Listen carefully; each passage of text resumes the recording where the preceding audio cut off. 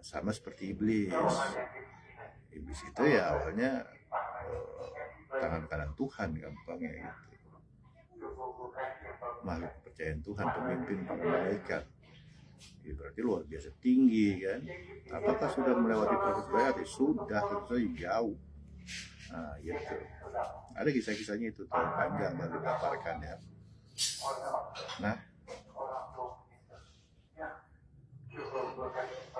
kemudian berkhianat atau nggak taat, itu kekuatannya berlipat-lipat ganda.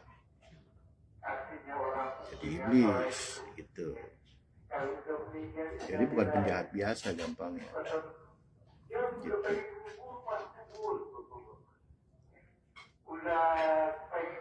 Sama seperti sebuah negara. Lawan yang paling berat itu adalah musuh dalam selimut.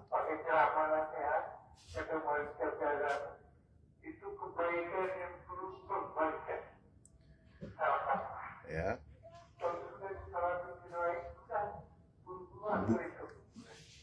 Apa namanya?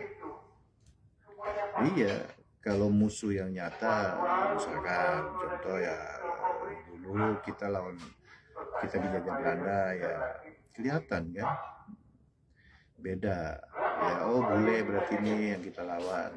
Nah, kalau musuh dalam selimut alias pengkhianat itu lebih sulit lagi karena dia menggunting dalam lipatan. Nah gitu maksudnya. Nah ini sedang menceritakan itu pada nenek moyang orang Yahudi. Tapi ini pun berlaku buat seluruh zaman. Polanya sama aja, yang saya sering ngomong polanya sama aja.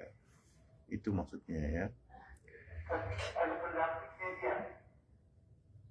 Wadhkuru ma fihi la'allakum tattaqun.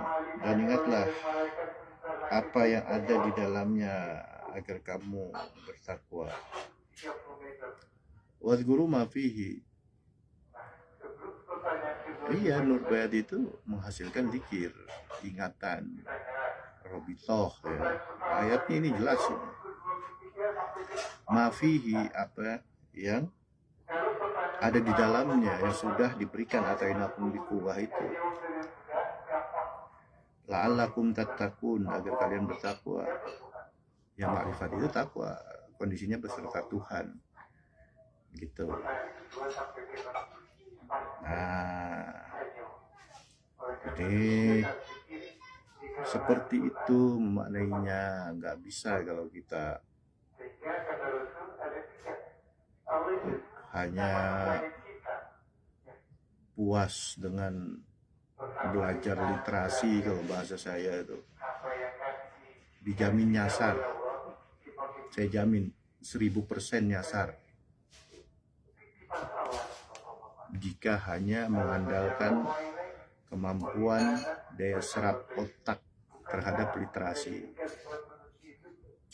Ya bahkan di Al-Bayyinah ayat 6 sendiri disebutkan ya, orang yang membaca Quran tanpa nur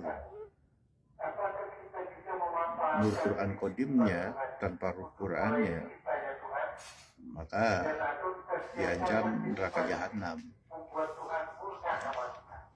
Seperti itu ya. Nah ini di ayat 63-nya. Nah ini kan ada nih uraiannya.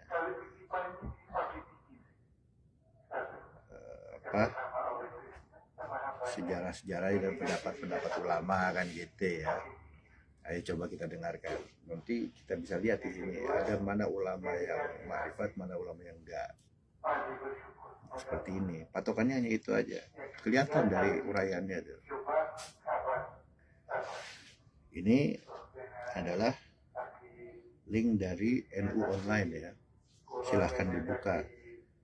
Ketik aja misalkan Al-Baqarah ayat 63 atau apa gitu. Nah, pilih yang NU www.nu gitu.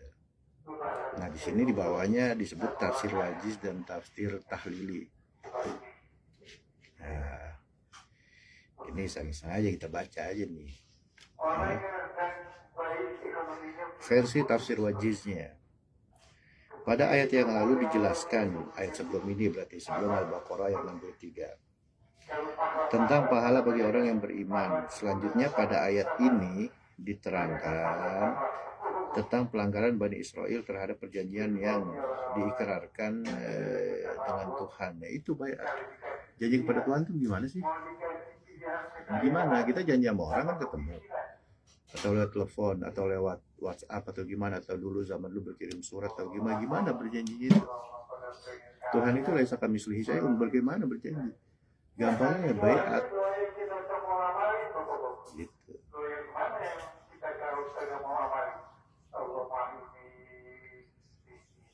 Karena itu dalam kaitan dengan sikap dan keingkaran ini, ingatlah ketika kami mengambil janji kamu dengan perantaraan Nabi Musa agar kamu semua melaksanakan tuntunan syariat yang terdapat dalam Taurat. Benar kan? Ulil amrinya Nabi Musa, Rasulun min anfusikumnya Nabi Musa. Bertahun gimana coba?